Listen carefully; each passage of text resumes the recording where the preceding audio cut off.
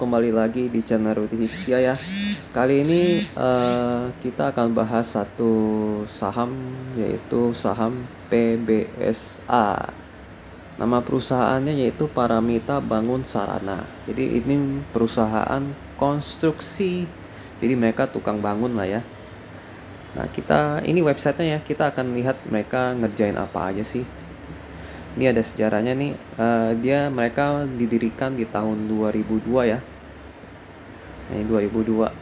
Mereka IPO itu sekitar tahun 2015. Nah, ini project-project mereka lah ya. Project-projectnya mereka.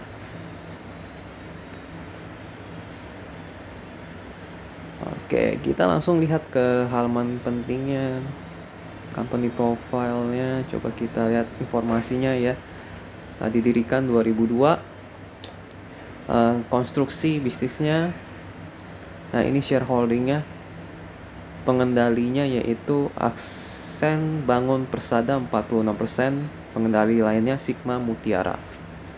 Nah, ini publiknya hanya 9%. Jadi ini mereka serius dalam bisnis mereka ya, karena mereka nggak mau publiknya lebih banyak. Ini bisa dilihat kalau kita mau lihat mereka maksudnya mereka serius dengan bisnis mereka nggak main saham. Maksudnya ada perusahaan yang IPO untuk tujuannya mainin saham. Nah, ini biasanya publiknya ini mereka lumayan banyak. Kita harus hindari yang seperti itu. Tapi kalau ini kan publiknya dikit, ini bagus. Jadi mereka nggak mau terjun di dalam saham, mereka fokus di bisnisnya aja. Jadi ini bagus ininya, shareholdingnya. Mereka masih mau mengendalikan ya. Oke, ini bagian company in brief history. Ini panjang sekali, lewatin aja. Visi misi lewatin. Shareholding structure. Nah, ini dia strukturnya ya.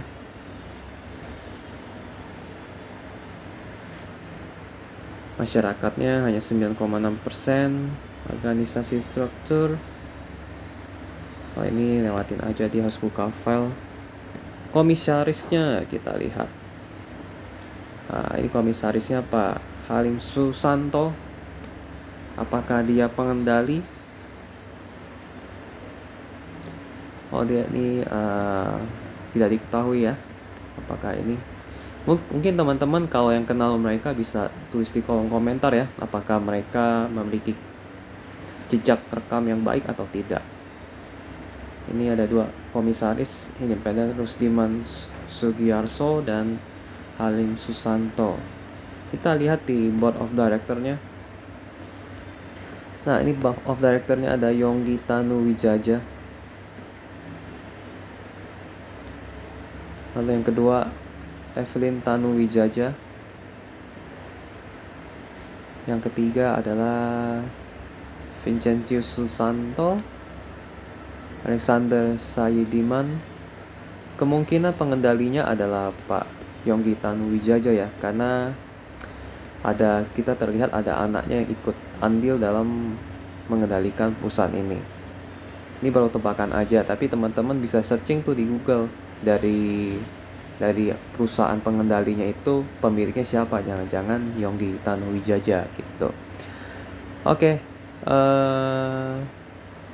Oh, ini ada halaman award dan testimoni. Oke, nggak ada apa-apa ya ternyata. Kita coba akan masuk ke bagian project kali ya. Nah, ini projectnya banyak sekali ya. Kalau kita lihat ada refinery, oleochemical, biodiesel, power plant, jetty, tank, palm oil mills, high-rise building, ISBL dan ISBL. Maksudnya apa ini?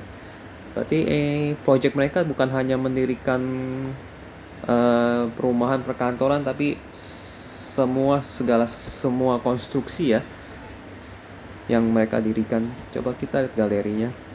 Nah, ini klien-klien mereka nih. Sinarmas. Kebanyakan Sinarmas ya. Ada Unilever juga. Ada Bali United, Sari Roti dan lain-lain ya. Project udah, installation harusnya enggak. Ini dividen informasi, kita mau lihat mereka rajin bagi dividen atau tidak. Dan sepertinya mereka rajin bagi dividen ya, karena dari 2019, 2020, 2021 mereka rajin bagi dividen. Tadi aku juga sempat lihat sekilas di RTI Bisnis ya, setiap tahun mereka rajin bagi dividen. Jadi kalau teman-teman mau mendapatkan dividen yang rutin ya, ini mungkin bisa masuk ke PBSA juga. Oke sih, informasi dari website gitu aja kali ya. Kita langsung masuk ke bagian laporan keuangan. Nah, mereka bagus nih, rajin bagi dividen karena mereka selalu untung sepertinya ya. Ini yang terakhir ya, Maret 2022 di tahun ini, kuartal 1. Ini dalam rupiah, jadi 135 miliar uang cashnya, piutang usaha 307 miliar, tagihan bruto kepada pemberi kerja.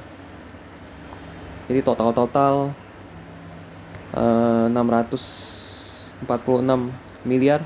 Kita akan bandingkan dengan utang jangka pendek mereka. Utang jangka pendek mereka kecil ya dibandingkan aset lancar mereka. Utang jangka pendek mereka hanya sebesar 182 miliar. Kita akan cari utang banknya, adakah? Utang banknya minus, nggak ada utang bank. Adanya utang usaha, bahan akrual, liabilitas kontrak. Jadi ini super aman karena utang banknya tidak ada sama sekali. Jadi bahkan aset lancarnya pun sangat besar. Dan uang kasnya dan piutang usahanya pun sangat besar. Jadi secara utang jangka pendek mereka super aman. Nihil resiko. Bukan nihil sih, minim resiko, mendekati nol. Karena utang banknya tidak ada. Utang bank jangka panjang apakah ada? Tidak ada juga, nihil. Bahkan jumlah total utangnya hanya 192 miliar, jadi bisa dibayar dengan lancar dari aset lancar mereka. Bahkan uang cash mereka bisa atau piutang usaha mereka bisa bayar semua utangnya mereka. Jadi ini secara utang super aman lah ya. Ekuitasnya 620 miliar ya. Modal utangnya 192, berarti ini secara utang ini super aman, tidak ada risiko sama sekali. Bukan tidak ada, super minim risiko. Jadi ini perusahaan konstruksi yang minim utang lebih tepatnya ya, bahkan utang banknya nggak ada. Jadi ini super sehat perusahaan konstruksinya, aku suka nih. Biasanya kan perusahaan konstruksi itu banyak diutang, tapi ini beda, ini utangnya sedikit. Aku suka dengan perusahaan konstruksi ini, PBSA. Paramita Bangun Sarana. Good job. Pendapatan. Naik banyak nih pendapatan. Di tahun lalu hanya 46 miliar, tapi tahun ini sampai 211 miliar. Gila ya. Benar-benar gila. Naiknya 5 kali lipat ya, atau 4 kali lipat lah ya. 4 kali lipat lah naiknya. Ini gila sih, ini gila. Aku suka nih. Terus margin laba kotornya tipis, tapi nggak apa-apa lah ya, nggak begitu tebal, bukan tipis. Kalau dibilang tipis banget enggak sih sebenarnya, lumayan lah ya. Menghasilkan dari omset segini 211 miliar, menghasilkan laba brutonya 44 miliar, nggak begitu tipis lah ya, mungkin sekitar 10-20%. Lalu ada laba yang belum terrealisasi atas investasi jangka pendek 6 miliar, kecil jumlahnya, tapi lumayan untuk proporsional ininya menambah laba bruto ya. Oke, penghasilan sewa. Mereka ada penyewaan ya. Oke. Laba tahun berjalannya jadi naik ya, dari tahun lalu sebesar 3 miliar, kecil ya. Ini perusahaan kecil berarti. Naik di tahun ini menjadi 39 miliar. Wah, ini lemah. Naiknya bisa berkali-kali lipat ini. 11 kali lipat mungkin. Atau 13 kali lipat. Jadi ini perusahaan yang sehat. Tadi secara utang mereka aman, resikonya sangat minim. Lalu kinerja prospek di tahun ini sangat positif ya. Ada peningkatan yang berkali-kali lipat di kuartal satunya. Dari sisi omset sampai laba bersih mereka naiknya berkali-kali lipat. Ini oke banget laporan laba ruginya. Lalu kita akan masuk ke bagian arus kas. Ya, ini arus kasnya juga lumayan tebal yang masuk. Di tahun lalu 46 miliar, di tahun ini 58 miliar. Jadi arus kasnya pun positif banget. Jadi ini benar-benar perusahaan yang sangat sehat, bukan sehat lagi tapi sangat sehat. Utang mereka minim, kinerja mereka positif ya di tahun ini, dan arus kas mereka positif. Oke, apakah ada utang bank yang ditambahkan? Oh, tidak ada, justru adanya pembayaran utang bank. Nih, utang banknya dibayarkan di kuartal 1 ini 42 miliar. Karena kas mereka super banyak, akhirnya utang bank mereka dilunasin. Jadi benar-benar mereka perusahaan yang super dari sisi keuangan. Mereka sangat disiplin ya dalam keuangan mereka. Jadi ini sangat positif karena mereka disiplin dalam keuangan, yang utang dibayar aja. Oke. Dari sisi laporan keuangan di kuartal 1 ini sangat positif. Bagus banget. Kita akan masuk ke rekap tahunan ya. Nah, ini rekap tahunannya. Secara pertumbuhan omset mereka kelihatan seperti menurun ya. Dari tahun 2015-16 kan mereka bisa mencapai 900 miliar atau bahkan 1,2 triliun. Tapi makin kesini makin turun. Mungkin ini karena pandemi ya. Di 2020, 2021 ada pandemi. Jadi konstruksi jadi jalannya pelan mereka. Tapi nggak hanya itu, 2018, 2019 pun di bawah 2015-16. Jadi secara pertumbuhan setiap tahunnya itu tidak pasti lah ya, naik turun, bahkan lebih cenderung menurun, apalagi kena pandemi di tahun ini. Tapi di tahun ini kemungkinan akan melebihi 2019 dan 18. Laba bersih mereka juga naik turun ya. Dari yang sebelum 15 ini, 16 ini ada ratusan miliar yang masuk di laba bersih. Tapi di tahun yang 2018-2019 ini mereka turunnya drastis sekali. Gitu. Jadi laba bersih mereka naik turun, ekuitas juga mereka naik turun. Naik, turun lagi, naik lagi. Tapi overall mereka di tahun ini naiknya lumayan banyak ya. Arus kas operasional sempat minus di 2019 karena ada beban yang naik. Arus kasnya beban pembayaran ini administrasi dan umumnya naik. Jadi tetap positif sih. Tapi secara overall mereka menghasilkan laba setiap tahun itu sangat positif. Itu bagus banget. Arus kas operasional pun positif lebih banyak ya, dibandingkan minusnya cuma hanya 2 miliar saja. Jadi itu kecil, angka yang kecil lah ya. Tapi overall mereka bisnis yang bagus karena positifnya lebih banyak. Laba bersih setiap tahun, omset selalu ada ya, meskipun banyak gejolak. Dan dari sisi ekuitas naik turun nggak bertambah banyak. Jadi ini bukan perusahaan yang grow, tapi ini lebih ke perusahaan yang selalu menghasilkan uang, bukan grow. Karena mereka kan jasa konstruksi. Jadi pendapatan mereka didapatkan dari kalau misalnya ada yang mau memakai jasa mereka. Jadi mereka bukan sifatnya kayak memproduksi barang yang lalu dijual, tapi mereka jasa mereka lah. Jadi kemungkinan omset mereka tidak akan bisa naik lebih dari ini. Omsetnya pasti segitu-segitu aja dan laba bersihnya segitu-segitu aja. Jadi mereka bukan perusahaan yang untuk grow. Nah, karena mereka bukan perusahaan yang untuk grow, maka mereka harus menjadi perusahaan yang suka membagi dividen. Seperti yang aku bilang kan, mereka tiap tahun bagi dividen. Jadi kalau kita untuk mengharapkan grow jangka panjang tidak bisa. Tapi kita hanya bisa mengharapkan dividen yang mereka bagikan.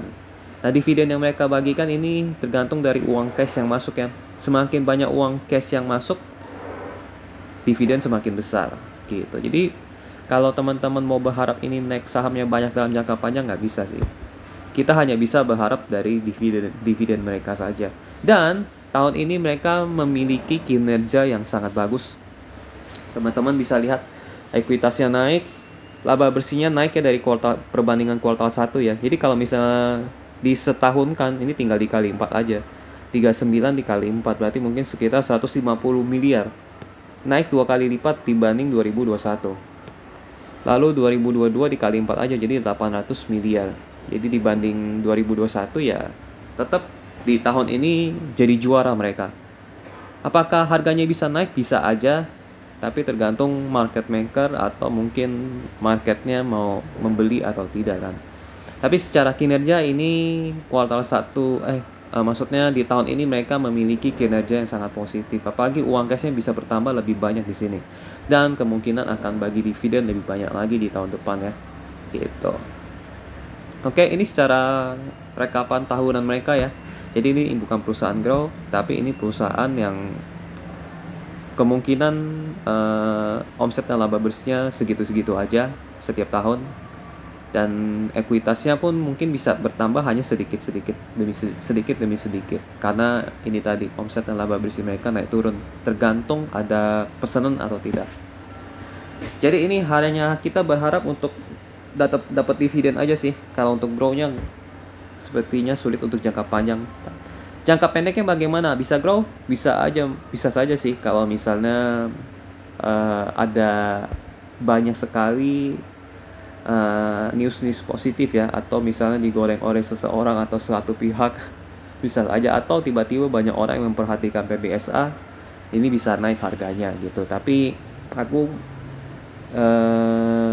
lebih cenderung kemungkinan ini hanya naik sedikit gitu. Oke, kita akan masuk ke bagian beritanya aja kali ya, berita dari ini. Nah ya kan, Paramita Sana tebar dividen ya 75 miliar ya kan.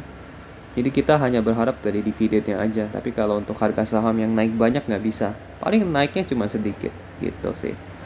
Ini berita 14 hari yang lalu. Ini 8 bulan yang lalu beritanya, kita lewatin aja ya. Ini berita bagi dividen, oke. Ini valuasi. Kita akan ngomongin valuasi. PE ratio 9 kali. Price to book 1,9 kali. Perbandingan dengan industrinya secara buku ini sudah di harga wajar ya kalau secara buku. Tapi kalau secara industri PER-nya kalah jauh. Jadi aku tetap pakai nilai dari buku ya, karena buku nggak bisa mahal-mahal. Itu nilai dari asetnya. Jadi kemungkinan apakah bisa naik? Bisa naik hanya sedikit aja, nggak begitu banyak ya. Tergantung apresiasi pasar bagaimana nanti. Nilai bukunya pun sudah 1,9, artinya sudah 0,9 kali lebih mahal dari nilai aset aslinya. Sementara industrinya hanya 1,6. Jadi ya ini hanya bisa naik sedikit aja sih.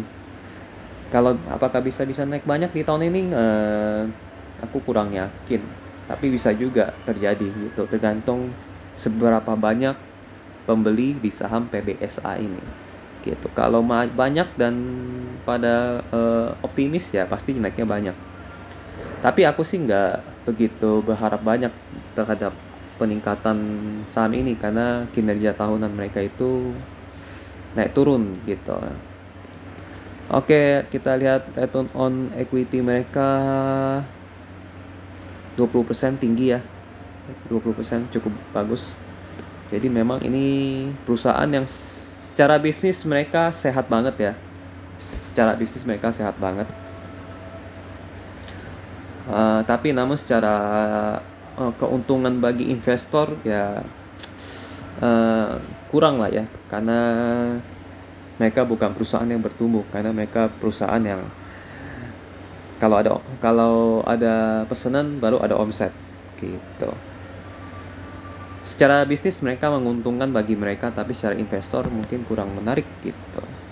Bisnis mereka sangat positif. Jadi kalau kalian menjadi salah satu owner atau tergabung dalam manajemen mereka atau direksi mereka, mungkin ini menguntungkan bagi kalian. Tapi kalau misalnya kalian hanya investor saja ya kurang enak lah, kurang begitu nendang maksudnya.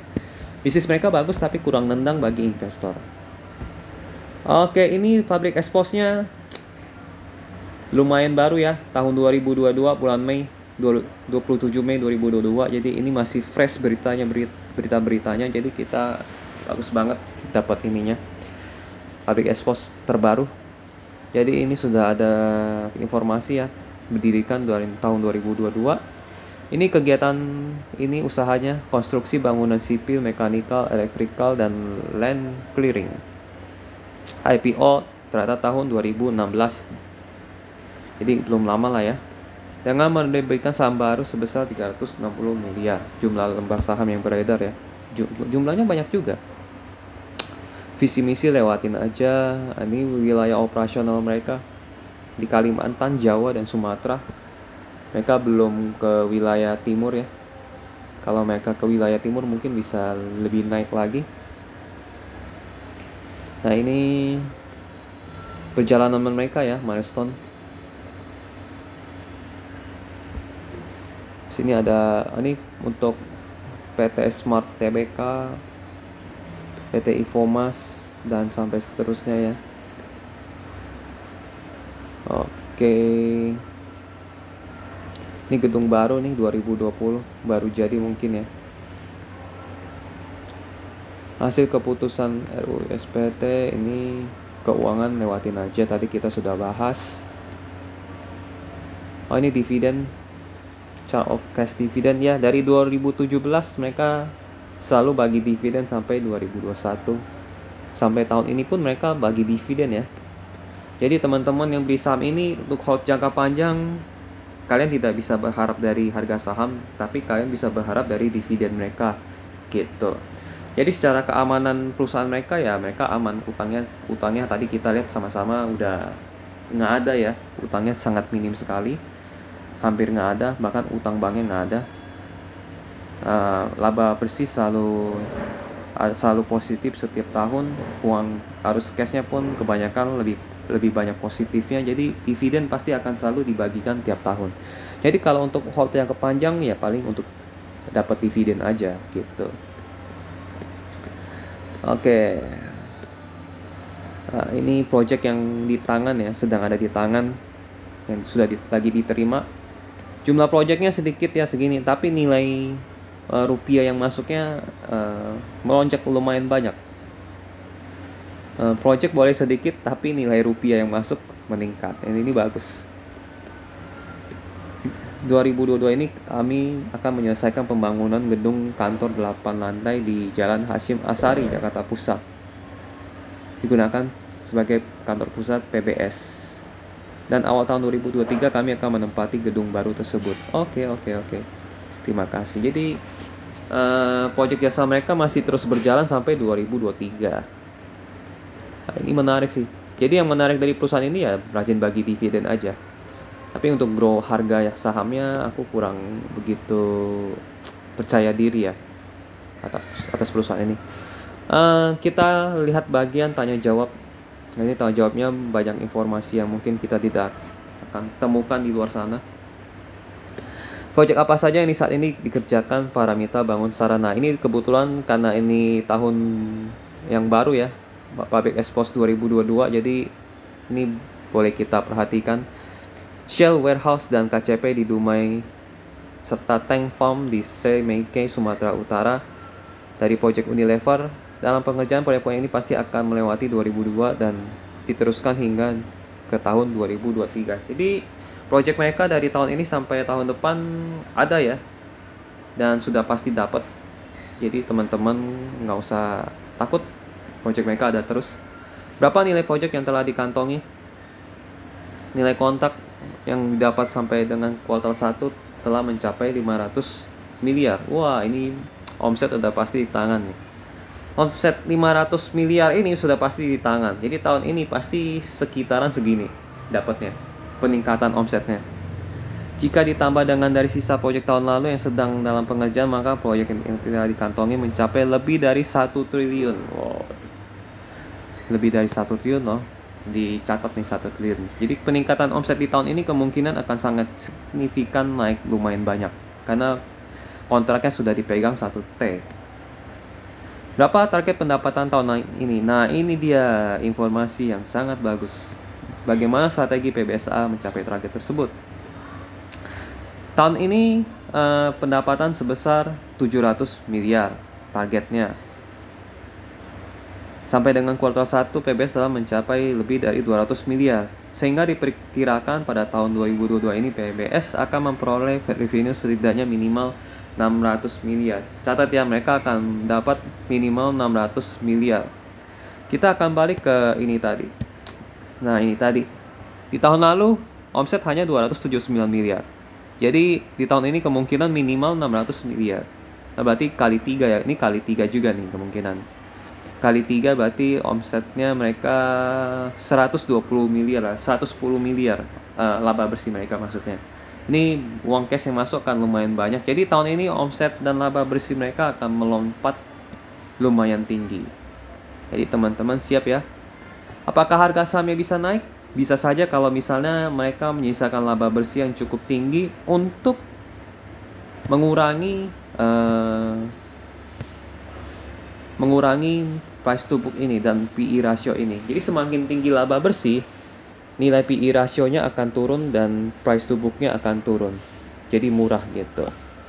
Jadi saham bisa naik, tapi aku nggak tahu naiknya berapa banyak. Kita kembali ke pertanyaan. Jadi sudah pasti ya tahun ini naiknya lonjaknya lumayan banyak. Apakah sudah banyak tender yang diikuti? PBS telah mengikuti beberapa tender dengan nilai kontrak yang cukup menarik. Sebagaimana disebutkan sebelumnya, nilai PBS telah mencapai 1 triliun. Maka jika ditambah dengan tender yang berjalan saat ini, diharapkan proyek yang bisa dikerjakan mencapai lebih dari 1,2 triliun. Wow, 250 miliar. Jadi perusahaan terus menjual dirinya ya, ngikut tender dan lain-lainnya. Jadi mereka ada semangat. Oke, hanya gitu aja pertanyaannya. Oke, kesimpulan atas perusahaan ini ya. Ini perusahaan konstruksi yang bagus ya. Aku baru ketemu perusahaan konstruksi yang bagus banget karena utang mereka kecil.